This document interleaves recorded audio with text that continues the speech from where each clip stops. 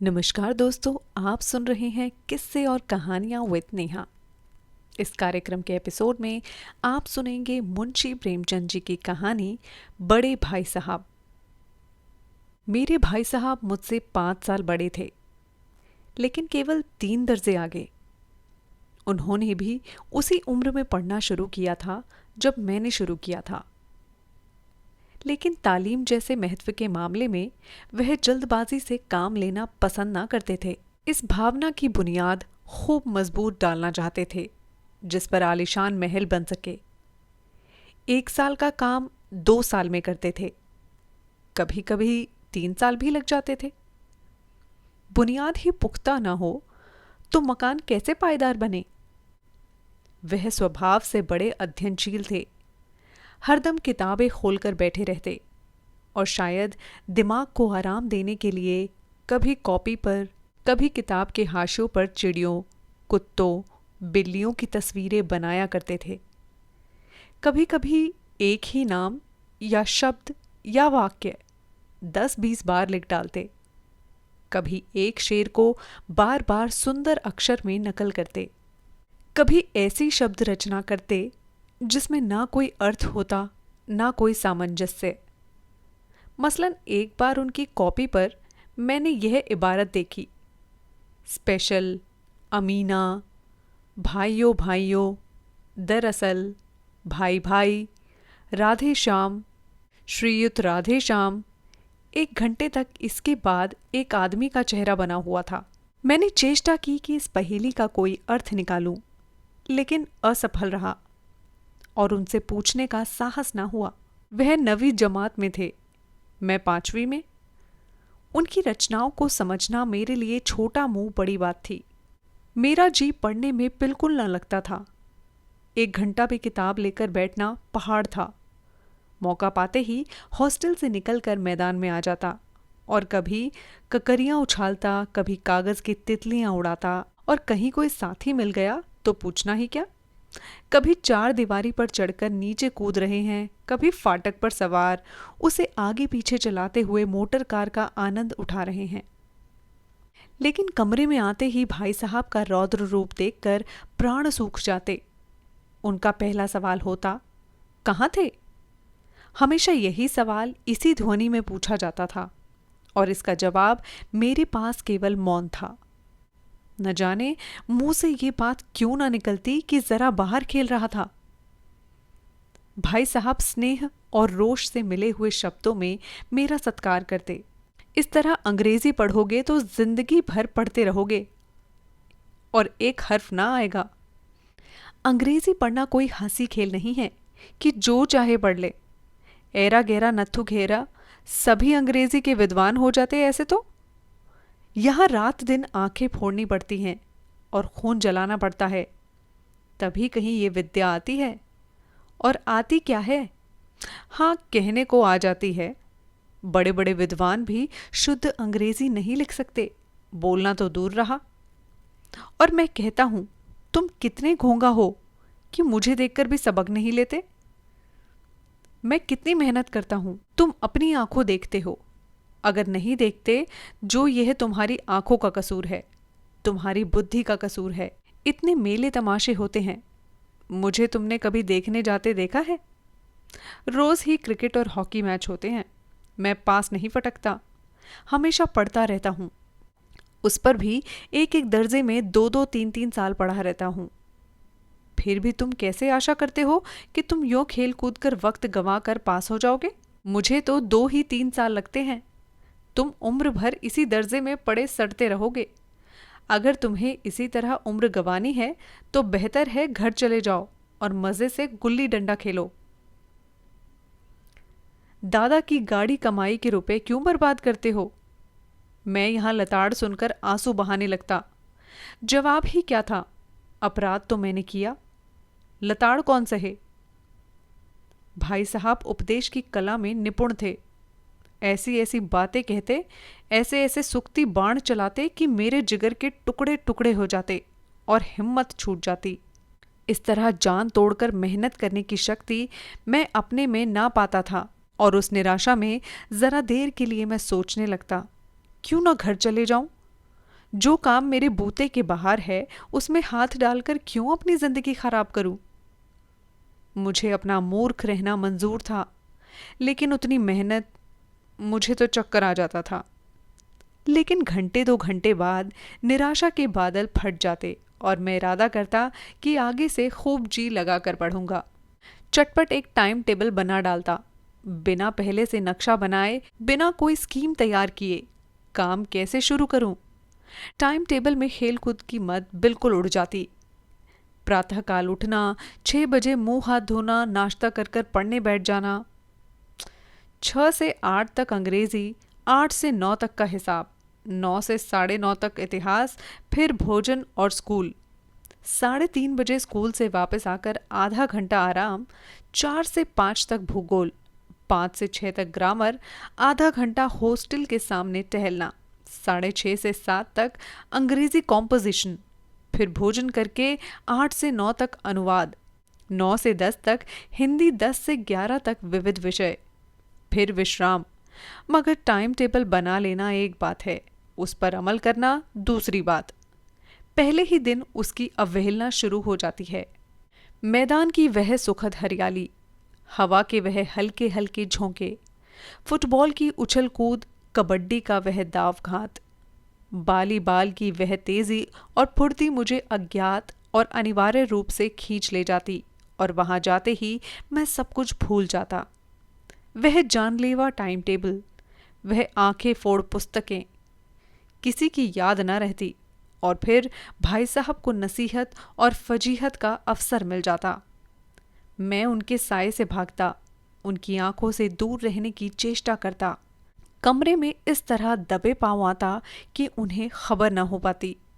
उनकी नज़र मेरी ओर उठी और मेरे प्राण निकले। हमेशा सिर पर एक नंगी तलवार सी लटकती मालूम होती। फिर जैसे तैसे मौत और विपत्ति के बीच में भी आदमी मोह और माया के बंधन में जकड़ा रहता है। मैं फटकार और घुड़कियां खाकर भी खेल कूद का तिरस्कार ना कर सकता। सालाना इम्तिहान हुआ, भाई साहब फेल हो गए, मैं पास हो गया और दर्जे में प्रथम आया। मेरे और उनके बीच केवल 2 साल का अंतर रह गया। जी में आया भाई साहब को आड़े हाथों लूं। आपकी वह घोर तपस्या कहाँ गई? मुझे देखिए, मजे से खेलता भी रहा और दर्जे में अव्वल भी आया हूं। लेकिन वह इतने दुखी और उदास थे कि मुझे उनसे दिली हमदर्दी हुई और उनके घाव पर नमक छिड़कने का विचार ही लज्जास्पद लगने लगा। हाँ, अब मुझे अपने ऊपर कुछ अभिमान हुआ और आत्मसम्मान भी बढ़ा। भाई साहब का वह रौब मुझ पर ना रहा। आज़ादी से खेल कूद में शरीक होने लगा। दिल मजबूत था। अगर उन्होंने फिर मेरी फजीहत की तो साफ कह दूंगा, आपने अपना खून जलाकर कौन सा तीर मार लिया? मैं तो खेलते कूदते दर्जे में अव्वल आ गया। जबान से यह हेकड़ी जताने का साहस ना होने पर भी मेरे रंग ढंग से साफ जाहिर होता था कि भाई साहब का वह आतंक अब मुझ पर नहीं है। भाई साहब ने इसे भांप लिया। उनकी सहज बुद्धि बड़ी तीव्र थी और एक दिन जब मैं भोर का सारा समय गुल्ली डंडे की भेंट करके ठीक भोजन के समय लौटा तो भाई साहब ने मानो तलवार खींच ली और मुझ पर टूट पड़े। देखता हूँ इस साल पास हो गए और दर्जे में अव्वल आ गए तो तुम्हें दिमाग हो गया। मगर भाईजान, घमंड तो बड़े बड़े का नहीं रहा। तुम्हारी क्या हस्ती है? इतिहास में रावण का हाल तो पढ़ा ही होगा। उसके चरित्र से तुमने कौन सा उपदेश लिया, या यूं ही पढ़ गए? महज इम्तिहान पास कर लेना कोई चीज नहीं, असल चीज है बुद्धि का विकास। जो कुछ पढ़ो उसका अभिप्राय समझो। रावण भूमंडल का स्वामी था। ऐसे राजाओं को चक्रवर्ती कहते हैं। आजकल अंग्रेजों के राज्य का विस्तार बहुत बड़ा हुआ है, पर इन्हें चक्रवर्ती नहीं कह सकते। संसार में अनेकों राष्ट्र अंग्रेजों का आधिपत्य स्वीकार नहीं करते, बिल्कुल स्वाधीन है। रावण चक्रवर्ती सम्राट था। बड़े बड़े देवता उसके गुलामी करते थे। आग और पानी के देवता भी उसके दास थे। मगर उसका अंत क्या हुआ? घमंड ने उसका नाम निशान तक मिटा दिया। कोई उसे एक चुल्लू भर पानी देने वाला भी न बचा।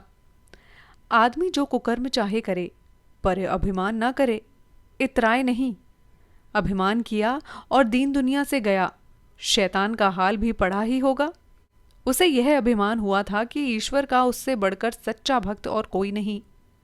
अंत में यह हुआ कि स्वर्ग से नर्क में ढकेल दिया गया। शाहिरूम ने भी एक बार अहंकार किया था, भीख मांग मांग कर मर गया।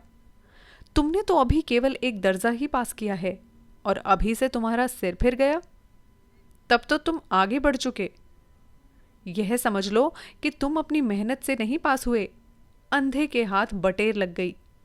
मगर बटेर केवल एक बार हाथ लग सकती है, बार बार नहीं। कभी कभी गुल्ली डंडे में भी अंधा चोट निशान पड़ जाता है, उससे कोई सफल खिलाड़ी नहीं हो जाता। सफल खिलाड़ी वही है जिसका कोई निशान खाली ना जाए। मेरे फेल होने पर ना जाओ, मेरे दर्जे में आओगे तो दांतों पीसना आ जाएगा। जब एल्जेब्रा और ज्योमेट्री के लोहे के चने चबाने पड़ेंगे और इंग्लिस्तान का इतिहास पढ़ना पड़ेगा। बादशाहों के नाम याद रखना आसान नहीं। 8 हेनरी ही गुजरे हैं। कौन सा कांड किस हेनरी के समय हुआ था, क्या यह याद कर लेना आसान समझते हो? हेनरी 7वें की जगह हेनरी 8वां लिखा और सब नंबर गायब, सफा चट। सिफर भी ना मिलेगा, सिफर भी। हो किस ख्याल में? दर्जनों तो जेम्स हुए हैं, दर्जनों विलियम, कौड़ियों चार्ल्स। दिमाग चक्कर खाने लगेगा, आंधी रोग हो जाता है। इन अभागों को नाम भी ना जुड़ते थे। एक ही नाम के पीछे दोयम सोयम चारुहम पंजुम लगाते चले गए। मुझसे पूछते तो 10 लाख नाम बता देता, और ज्योमेट्री तो बस खुदा की पनाह। अ ब ज की जगह अ ज ब लिख दिया और सारे नंबर कट गए। कोई इन निर्दयी मुम्तिहनों से पूछे कि आखिर अ ब ज और अ ज ब में क्या फर्क है, और व्यर्थ की बात के लिए क्यों छात्र का खून करते हो? दाल भात रोटी खाई या भात दाल रोटी खाई, इसमें क्या रखा है? मगर इन परीक्षकों को क्या परवाह? वह तो यह देखते हैं जो पुस्तक में लिखा है। चाहते हैं कि लड़के अक्षर अक्षर रट डालें। इस रेखा पे वह लंब गिरा तो आधार लंब से दुगना होगा। पूछिए, इससे प्रयोजन? दुगना नहीं, चौगुना हो जाए या आधा ही रहे, मेरी बला से। लेकिन परीक्षा में पास होना है तो यह सब खुराफात याद रखनी पड़ेगी। कह दिया, समय की पाबंदी पर एक निबंध लिखो जो 4 पन्नों से कम ना हो। अब आप कॉपी सामने खोलें, कलम हाथ में लिए, उसके नाम को रोइए। कौन नहीं जानता कि समय की पाबंदी बहुत अच्छी बात है। इससे आदमी के जीवन में संयम आ जाता है और दूसरों का उस पर स्नेह होने लगता है और उसके कारोबार में उन्नति होती है। लेकिन इस जरा सी बात पर 4 पन्ने कैसे लिखें? जो बात एक वाक्य में कही जा सके उसे 4 पन्ने में लिखने की क्या जरूरत? मैं तो इसे हिमाकत समझता हूँ। यह तो समय की कफायत नहीं बल्कि उसका दुरुपयोग है कि व्यर्थ में ऐसी बात को ठूस दिया है। हम चाहते हैं आदमी को जो कुछ करना हो चटपट कह दे और अपनी राह ले, मगर नहीं, आपको 4 पन्ने रंगने पड़ेंगे, चाहे जैसे लिखिए, और पन्ने भी पूरे फुल स्केप आकार के। यह छात्रों पर अत्याचार नहीं तो और क्या है? अनर्थ तो यह है कि कहा जाता है संक्षेप में लिखो। समय की पाबंदी पर संक्षेप में एक निबंध लिखो जो 4 पन्नों से कम ना हो। ठीक, संक्षेप में 4 पन्ने हुए? नहीं, शायद 100-200 पन्ने लिखवाते। तेज भी दौड़िए और धीरे धीरे भी। है उल्टी बात या नहीं? बालक भी इतनी सी बात समझ सकता है, लेकिन इन अध्यापकों को इतनी तमीज भी नहीं। उस पर दावा है कि हम अध्यापक हैं। मेरे दर्जे में आओगे लाला तो ये सारे पापड़ बेलने पड़ेंगे, और अब आटे दाल का भाव मालूम होगा। इस दर्जे में अव्वल आ गए तो जमीन पर पांव नहीं रखते। इसलिए मेरा कहना मानिए, लाख फेल हो गया हूं लेकिन तुमसे बड़ा हूं। संसार का मुझे तुमसे ज्यादा अनुभव है। जो कुछ कहता हूं उसे गिरह बांधिए, नहीं पछताएगा। स्कूल का समय निकट था, नहीं ईश्वर जाने यह उपदेश माला कब समाप्त होती। भोजन आज मुझे निस्वाद सा लग रहा था। जब पास होने पर यह तिरस्कार होता है तो फेल होने पर तो शायद प्राण ही ले लिए जाएं। भाई साहब ने अपने दर्जे की पढ़ाई का जो भयंकर चित्र खींचा था उसने मुझे भयभीत कर दिया। कैसे स्कूल छोड़कर घर नहीं भागा, यही ताज्जुब है। लेकिन इतने तिरस्कार पर भी पुस्तकों में मेरी अरुचि ज्यों की त्यों बनी रही। खेल कूद का कोई अवसर हाथ से ना जाने देता। पढ़ता भी था मगर बहुत कम, बस इतना कि रोज का टास्क पूरा हो जाए और दर्जे में जलील ना होना पड़े। अपने ऊपर जो विश्वास पैदा हुआ था वह फिर लुप्त हो गया और फिर चोरों का सा जीवन कटने लगा। फिर सालाना इम्तिहान हुआ और कुछ ऐसा संयोग हुआ कि मैं फिर पास हो गया और भाई साहब फिर फेल हो गए। मैंने बहुत मेहनत की पर न जाने कैसे दर्जे में अव्वल आ गया। मुझे खुद अचरज हुआ। भाई साहब ने प्राणांतक परिश्रम किया था, कोर्स का एक एक शब्द चाट गए थे। 10 बजे रात तक इधर, 4 बजे भोर से उभर, 6 से 9, 6 से 9:30 तक स्कूल जाने से पहले। मुद्रा कांतिहीन हो गई थी मगर बेचारे फेल हो गए। मुझे उन पर दया आती थी। नतीजा सुनाया गया तो वह रो पड़े और मैं भी रोने लगा। अपने पास होने वाली खुशी आधी हो गई। मैं भी फेल हो गया होता तो भाई साहब को इतना दुख ना होता, लेकिन विधि की बात को कौन टाले। मेरे और भाई साहब के बीच में अब केवल एक दर्जे का अंतर रह गया। मेरे मन में एक कुटिल भावना उदय हुई कि कहीं भाई साहब 1 साल और फेल हो जाएं तो मैं उनके बराबर हो जाऊं। फिर वह किस आधार पर मेरी फजीहत कर सकेंगे। लेकिन मैंने इस कमीने विचार को दिल से बलपूर्वक निकाल डाला। आखिर वह मुझे मेरे हित के विचार से ही तो डांटते हैं। मुझे उस वक्त अप्रिय लगता है, मगर वह शायद उनके उपदेशों का ही असर हो कि मैं दनादन पास हो जाता हूँ और इतने अच्छे नंबरों से। अब भाई साहब बहुत कुछ नर्म पड़ गए थे। कई बार मुझे डांटने का अवसर पाकर भी उन्होंने धीरज से काम लिया। शायद अब वह खुद समझने लगे थे कि मुझे डांटने का अधिकार उन्हें नहीं रहा, या रहा तो बहुत कम। मेरी स्वच्छंदता भी बढ़ गई। मैं उनकी सहिष्णुता का अनुचित लाभ उठाने लगा। मुझे कुछ ऐसी धारणा हुई कि मैं तो पास हो ही जाऊंगा, पढ़ूं या ना पढ़ूं, मेरी तकदीर बलवान है। इसलिए भाई साहब के डर से जो थोड़ा बहुत पढ़ लिया करता था वह भी बंद हुआ। मुझे कनकोए उड़ाने का नया शौक पैदा हो गया और अब सारा समय पतंगबाजी की ही भेंट होता था। फिर भी मैं भाई साहब का अदब करता था और उनकी नज़र बचाकर कनकोए उड़ाता था। मांझा देना, कन्ने बांधना, पतंग टूर्नामेंट की तैयारियां आदि समस्याएं अब गुप्त रूप से हल की जाती थी। भाई साहब को यह संदेह न करने देना चाहता था कि उनका सम्मान और लिहाज मेरी नज़रों में कम हो गया है। एक दिन संध्या समय हॉस्टल से दूर मैं एक कनकौआ लूटने बेतहाशा दौड़ा जा रहा था। आंखें आसमान की ओर थी और मन उस आकाशगामी पथिक की ओर जो मंद गति से झूमता पतन की ओर चला जा रहा था। मानो कोई आत्मा स्वर्ग से निकलकर विरक्त मन से नए संस्कार ग्रहण करने जा रही हो। बालकों की एक पूरी सेना लग गई और झाड़दार बांस लिए उनका स्वागत करने को दौड़ी आ रही थी। किसी को अपने आगे पीछे की खबर न थी। सभी मानो उस पतंग के साथ ही आकाश में उड़ रहे थे जहां सब कुछ समतल है। ना मोटर कारें हैं, ना ट्रॉम, ना गाड़ियां। सहसा भाई साहब से मेरी मुठभेड़ हो गई, जो शायद बाजार से लौट रहे थे। उन्होंने मेरा वही हाथ पकड़ लिया और उग्र भाव से बोले, इन बाजारी लौंडों के साथ कनकौए के लिए दौड़ते तुम्हें शर्म नहीं आती? तुम्हें इसका भी कुछ लिहाज नहीं बचा कि अब नीची जमात में ही नहीं हो बल्कि 8वीं जमात में आ गए हो और मुझसे केवल एक ही दर्जा नीचे हो। आखिर आदमी को कुछ तो अपनी पोजीशन का ख्याल करना चाहिए। एक जमाना था कि लोग 8वां दर्जा पास करके नायाब तहसीलदार हो जाते थे। मैं कितने ही मिडिलचियों को जानता हूँ जो आज अव्वल दर्जे के डिप्टी मजिस्ट्रेट या सुपरिटेंडेंट हैं। कितने ही 8वीं जमात वाले हमारे लीडर और समाचार पत्रों के संपादक हैं। बड़े बड़े विद्वान उनकी मातहती में काम करते हैं और तुम उसी 8वें दर्जे में आकर बाजारी लौंडों के साथ कनकौए के लिए दौड़े जा रहे हो। मुझे तुम्हारी इस कम अक्ली पर दुख होता है। तुम ज़हीन हो, इसमें शक नहीं, लेकिन वह ज़हन किस काम का जो हमारे आत्मगौरव की हत्या कर डाले। तुम अपने दिन में समझते होंगे मैं भाई साहब से महज एक दर्जा नीचे हूँ और अब उन्हें मुझको कुछ कहने का हक नहीं है। लेकिन यह तुम्हारी गलती है। मैं तुमसे 5 साल बड़ा हूँ और चाहे आज तुम मेरी ही जमात में आ जाओ और परीक्षकों का यही हाल है तो निस्संदेह अगले साल तुम मेरे समक्ष हो जाओगे और शायद 1 साल बाद तुम मुझसे आगे निकल जाओ। लेकिन मुझ में और तुम में जो 5 साल का अंतर है उसे तुम क्या खुदा भी नहीं मिटा सकता। मैं तुमसे 5 साल बड़ा हूँ और हमेशा रहूँगा। मुझे दुनिया का और ज़िंदगी का जो तजुर्बा है वो उसकी बराबरी नहीं कर सकते, चाहे तुम MA, DPhil या DLit क्यों ना हो जाओ। समझ किताब पढ़ने से नहीं आती।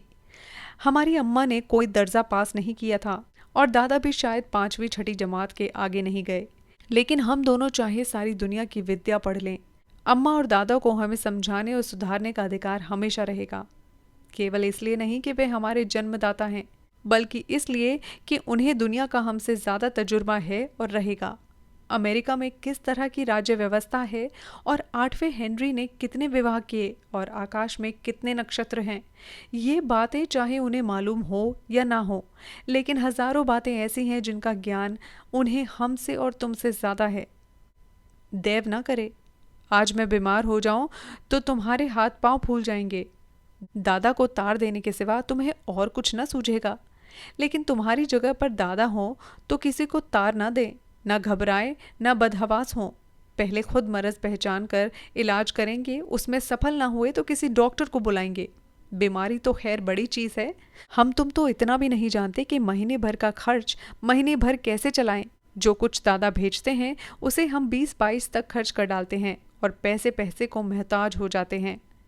नाश्ता बंद हो जाता है, धोबी और नाई से मुंह चुराने लगते हैं।